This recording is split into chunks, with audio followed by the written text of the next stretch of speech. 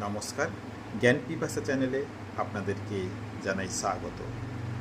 আজকে আমি আপনাদের সাথে আলোচনা করতে যাচ্ছি একটি বিষয় নিয়ে। বিষয়টি হলো অমরত্ব। আপনারা সকলেই আমাদের পৌরাণিক কাহিনীগুলি সম্পর্কে খুব ভালোভাবে অবগত রয়েছেন। আমাদের হিন্দু পৌরাণিক শাস্ত্রে আমরা দেখেছি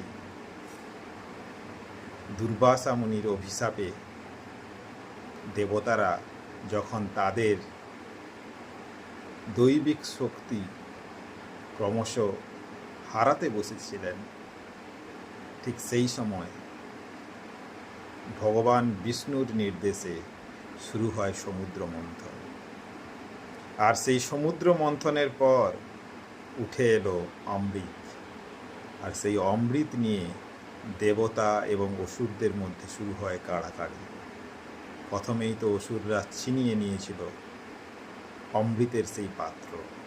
অবশেষে বিপদ দেখে ভগবান বিষ্ণু নিজে ছদ্মবেশে এক সুন্দরী নারীর রূপ ধারণ করে খুব চতুরতার সাথে অমৃতটি দিয়ে দিয়েছিলেন সমস্ত দেবতাদেরকে এবং অসুরদেরকে বঞ্চিত করেছিলেন। কিন্তু তারই মধ্যে একটি অসুর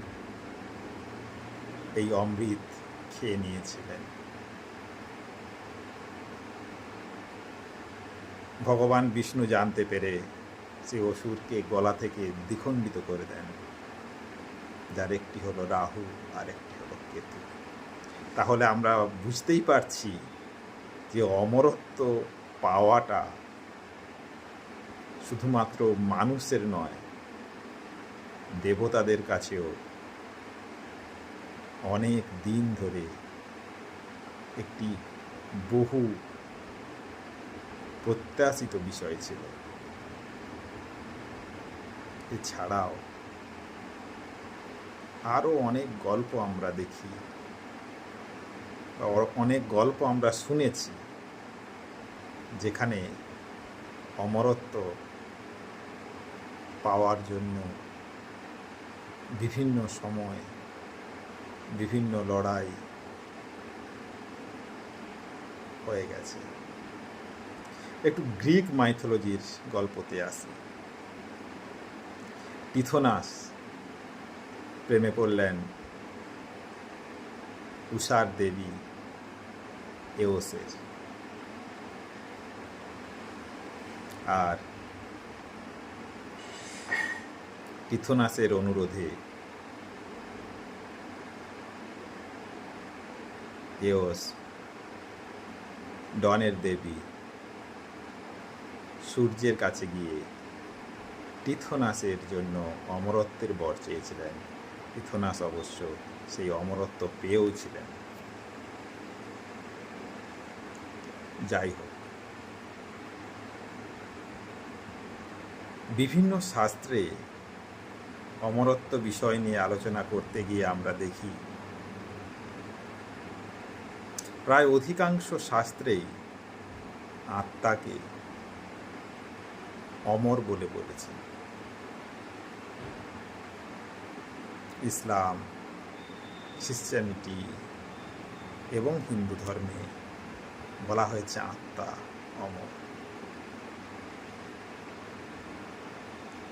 এবারে আসি বিজ্ঞান নিয়ে। আমাদের সকলের মনেই এরকম একটা ধারণা হয়ে আছে যে বিজ্ঞান এবং আধ্যাত্মবাদ একেবারে দু মেরুর চিন্তাভাবনা। আজকে আমার এই আলোচনা হয়তো আপনাদের সেই ধারণাকে একটু নাড়িয়ে দিতে পারে।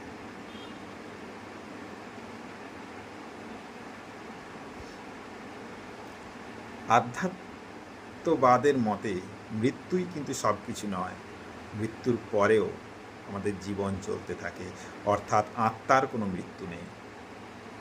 আবার আধুনিক বিজ্ঞান বলছে মানে বৈজ্ঞানিক গবেষণায় আমরা জানতে পারলাম যে শক্তি এবং ভর কোনোটারই শক্তি এবং ভর কোনোটারই সৃষ্টি অথবা ধ্বংস নেই, শুধুমাত্র পরিবর্তন আছে। কীরকম?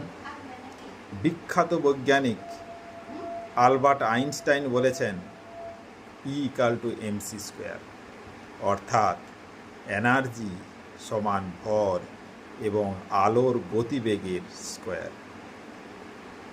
অর্থাৎ এই বিশ্বব্রহ্মাণ্ডে এনার্জি অর্থাৎ শক্তি এবং ভর শুধুমাত্র পরিবর্তনশীল, কোনোটাই সৃষ্টি অথবা ধ্বংস করা যায় না। আবার বিখ্যাত বৈজ্ঞানিক স্টিফেন হকিংস এই বিশ্বব্রহ্মাণ্ডের তত্ত্ব দিতে গিয়ে বললেন বিগ ব্যাংয়ের মাধ্যমে এই বিশ্বব্রহ্মাণ্ডের সৃষ্টি হয়েছে।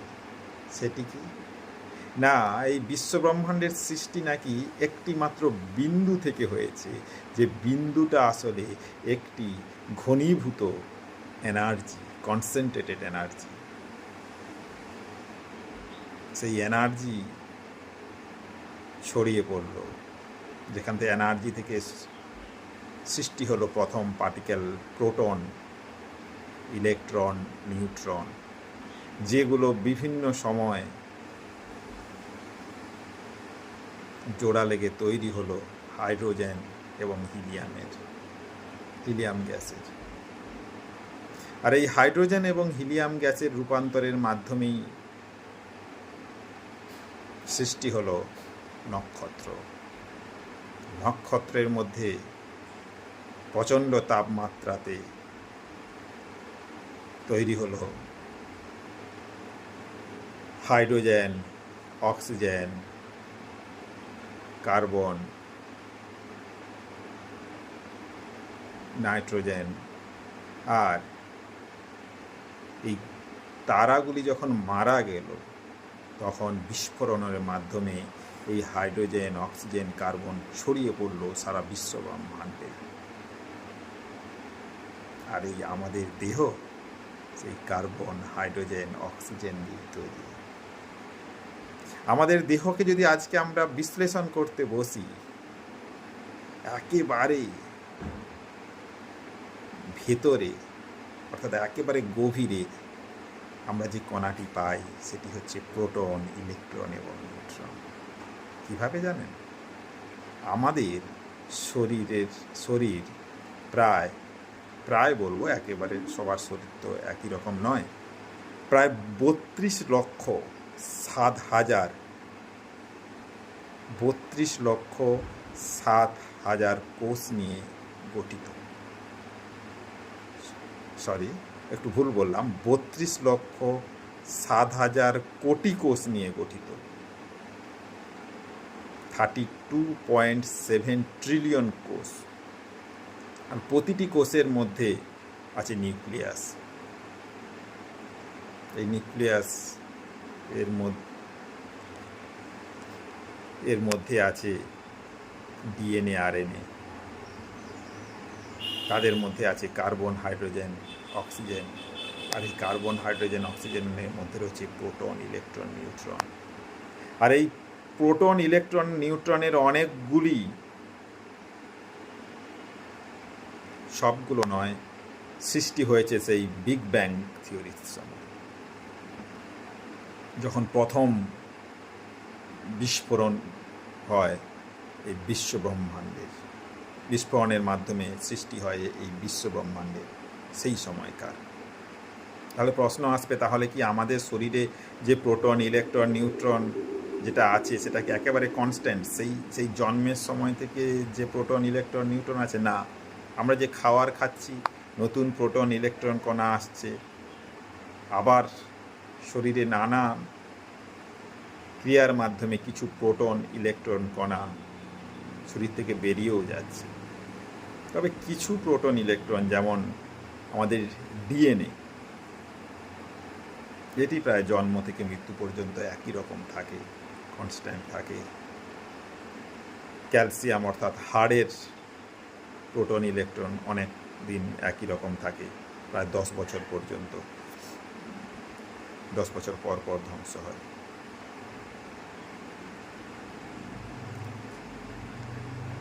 এখন এটা বলবার পরে আপনারা বলবেন তাহলে এটার দ্বারা অমরত্বকে কি আমরা ডিফাইন কিভাবে করব? সেটা বলতে গেলে আরও কিছু আলোচনা করতে হবে।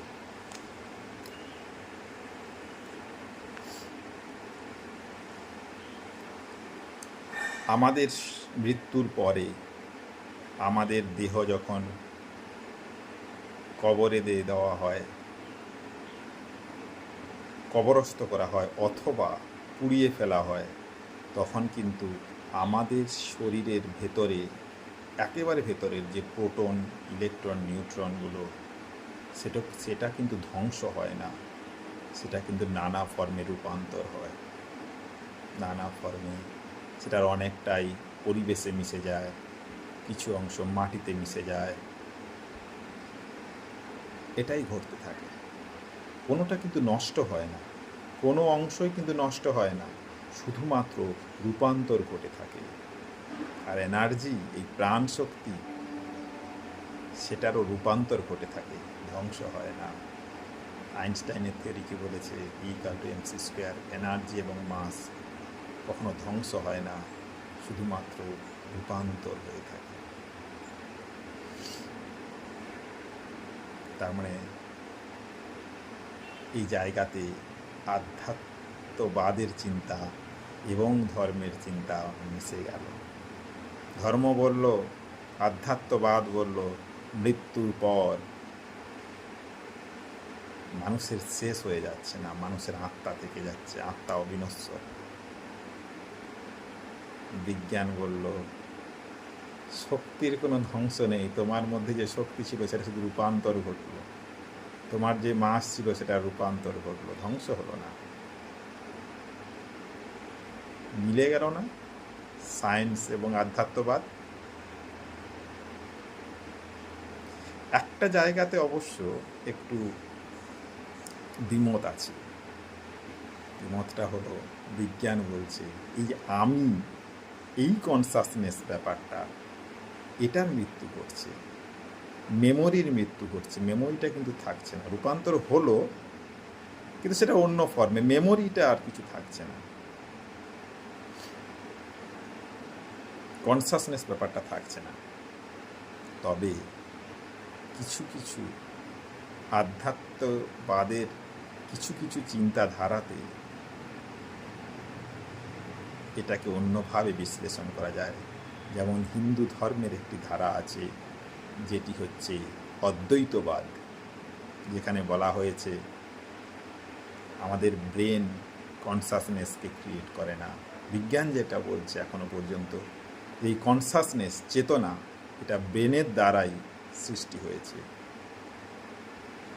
অদ্বৈতবাদ বলছে কনসাসনেস এবং ব্রেন আলাদা, কনসাসনেসের কোনো মৃত্যু নেই, ব্রেনের মৃত্যু ঘটছে, কনসাসনেস কনস্ট্যান্ট। পরবর্তী সময়ে এই অদ্বৈতবাদ, কনসাসনেস নিয়ে আমি আরও বিস্তারিত আলোচনা করব। এবারে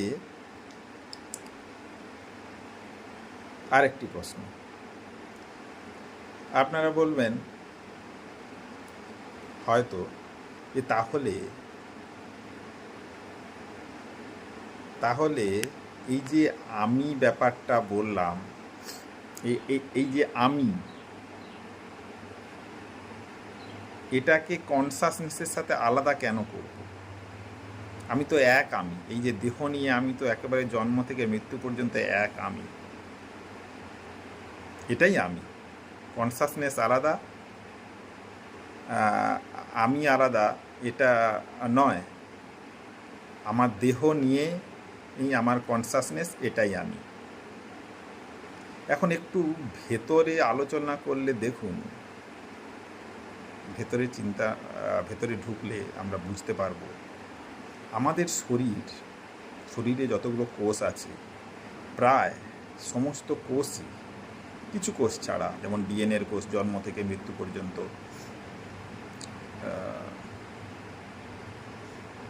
প্রায় একই রকম থাকে, মানে চট করে মৃত্যু হয় না। বেশিরভাগ কোষ কিন্তু আমাদের 1 মাসের পরপর নতুন কোষের জন্ম হয়, পুরনো কোষের মৃত্যু ঘটে। পুরনো কোষের মৃত্যু ঘটছে, নতুন কোষের জন্ম নিচ্ছে, কিন্তু আমি তার মানে আমার দেহ প্রতি মুহূর্তে পরিবর্তিত হচ্ছে। কনস্ট্যান্ট কে, স্থির কে, আমি আমি যে রিয়ালাইজেশনটা, উপলব্ধিটা আমি, এটা কিন্তু একই আছে।